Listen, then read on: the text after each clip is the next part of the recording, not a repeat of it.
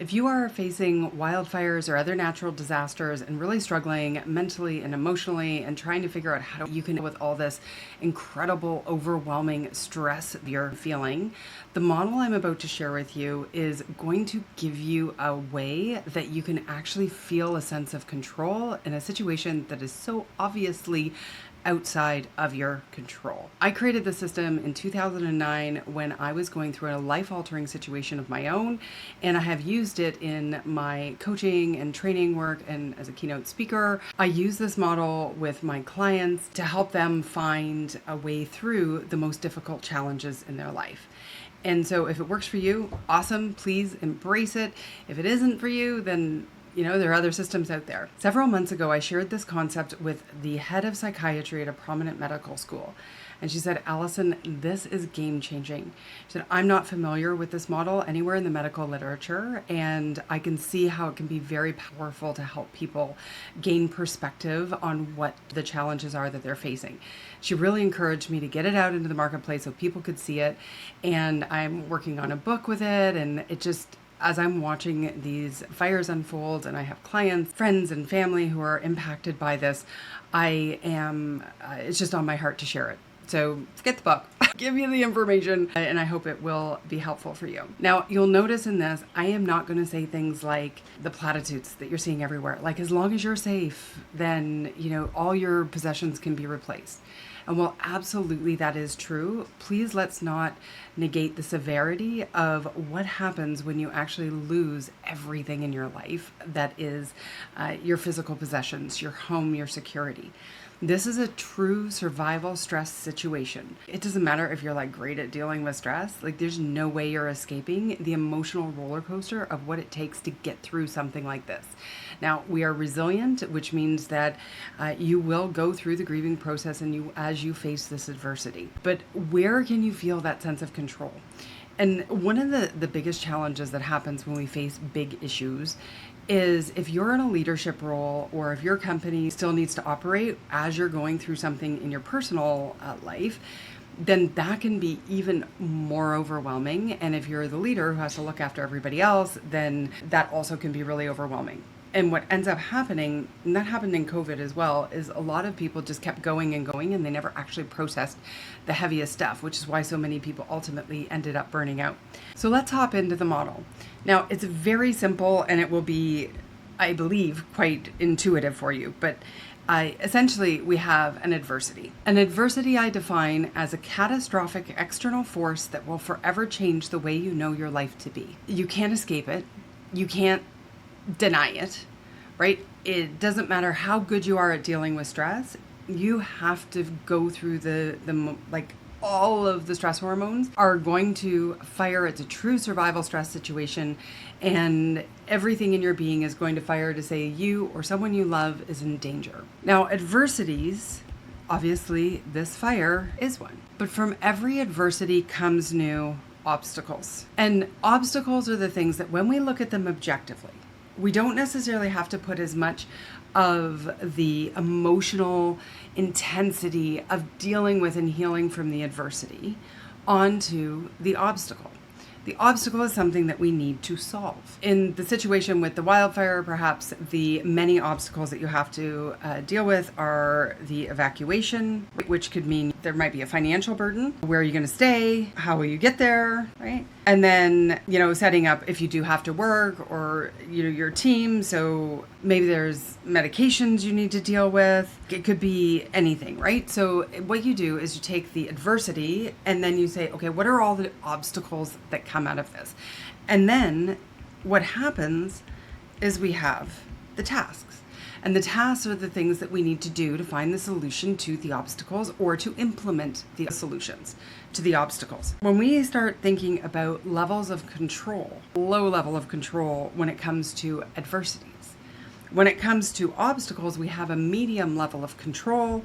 And when it comes to the tasks that need to be done, we have a high level of control. And when you look at this, what it does is we focus our effort on doing the tasks, right? So this needs tasks we need to do, obstacles we need to solve, and adversities we need to heal. So when we think about being empowered If we can take short bursts of energy that are completely focused, then we can do the tasks. Unfortunately, what ends up happening in our society when we're feeling these big emotions that we do not want to feel, which is often the adversity stuff that we need to heal from, we tend to get really, really busy in doing the tasks. We try to minimize when people say things like focus on what you can control and ignore the stuff outside of your control. The very thing that is going to have the biggest impact on your life is the thing that's out of your control.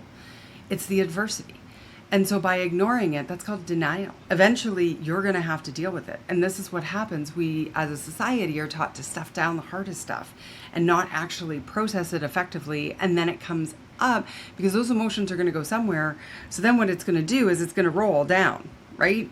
And so the obstacles, all of that heavy, heavy, heavy emotion, if we're not giving ourselves the space and the grace to heal from and process the severity of the situation, then it's going to, those emotions are going to go somewhere and they're going to make the obstacles harder to deal with and the tasks harder to deal with. When you do this, it's almost like finding the lowest common denominator of the adversity.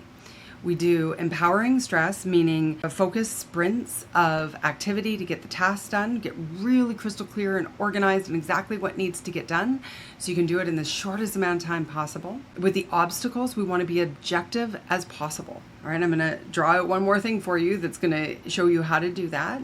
But with the adversities, we just have to feel it. Please don't say to people like, it's going to be okay, don't cry. You know what? It's not okay. Is awful. It sucks. And denying that is disrespecting the severity of what you're going through. And so I know people try to make people feel better, like at least you're safe, etc. It's an adversity. It will forever change the way you know your life to be.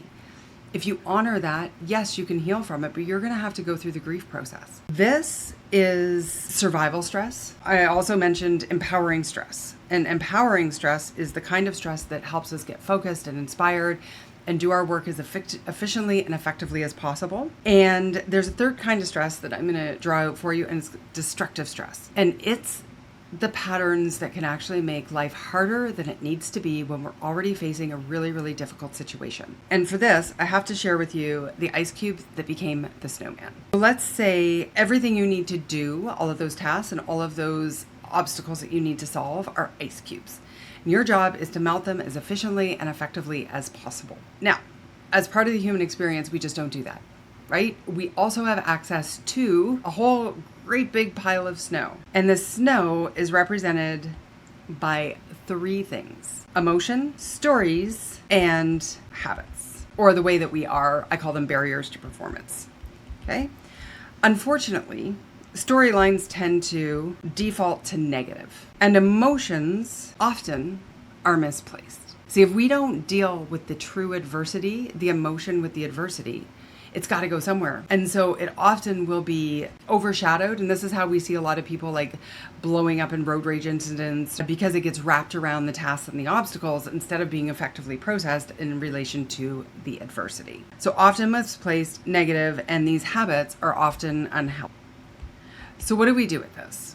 If you think about like how much effort it's going to take you to melt that ice cube, do that task, solve that obstacle. When you add all the snow around it, what ends up happening is it takes, like, you still just have to melt the ice cube, but now you got to melt all the snow to go with it.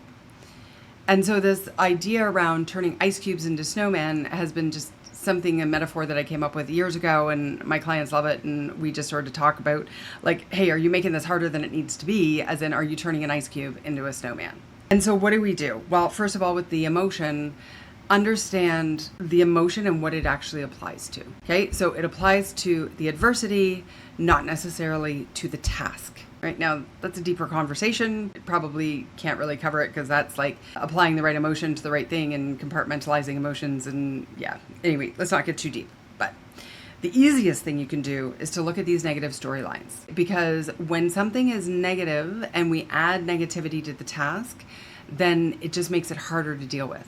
Now, I am not of the opinion that we should go with the positive storyline. So let's say over here is like doom and gloom storyline, And over here is like magic, fairy dust, and rainbows, and unicorns, and like totally Pollyanna, awesome, positive.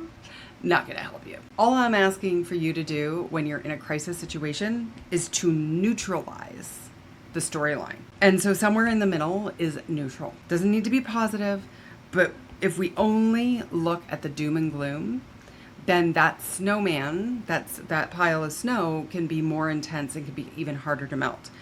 So when you start talking about the situation, what are the alternatives? Watch the languaging. What are the extreme words you're using?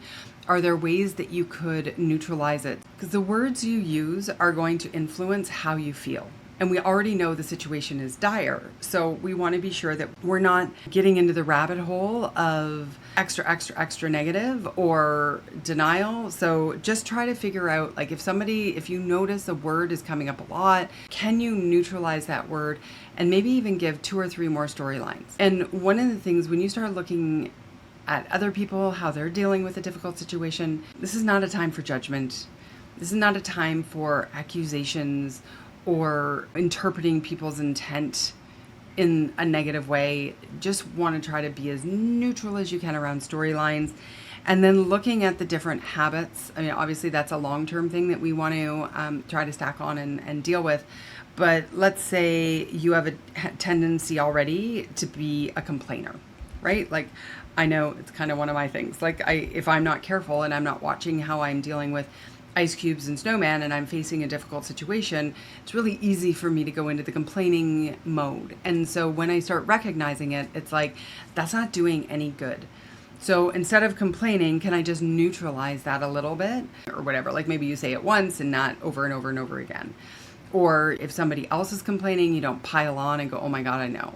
Like, the situation is awful and we want to get through it as best as you possibly can. But see, in life, not just in chaos or crisis, this ice cube that became a snowman is how we end up making life harder than it needs to be. So we want to look at where are the emotions, where do they really need to be applied, and what are they in relation to?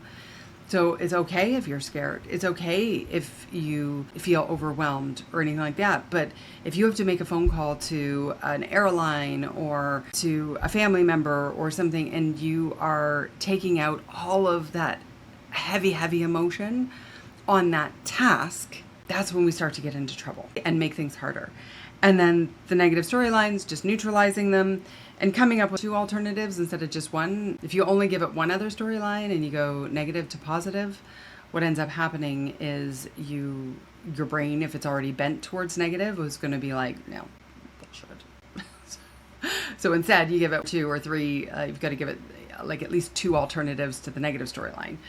And then that way it's like kind of confused and your mind can like release some of the connection to the negative storyline. And then the habits, just be aware of what it is that you're doing, and if there's a way that you could just interrupt that pattern a little bit faster, I think that will be quite helpful. So essentially, take the adversity, which is the natural disaster, figure out what are all the new obstacles that come from it.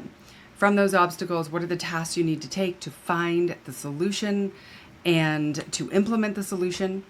Feel very empowered by those tasks. So you have a high level of control. Set a timer.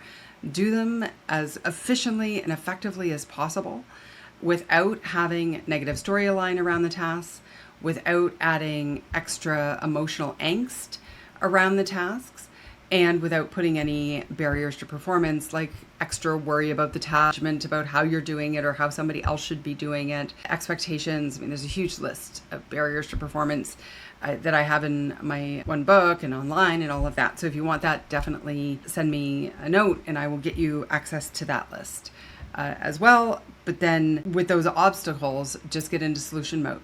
Being objective, right? We know they're going to happen. It's unfortunate. You've got to solve them as quickly as you can, and then make time to actually heal and process and recognize the adversity. I hope that's really helpful for you. And if you are affected by this or have loved ones who are as well, my heart goes out to you. And yeah, I know it sucks, but hopefully this model can help you feel a little bit more empowered and have a little bit more control in a time that's completely out of your control. I'm Allison Graham, and definitely check out my website and follow along if you want some more tips and tricks about getting through life and stop making life harder than it actually needs to be, because it can already be pretty hard.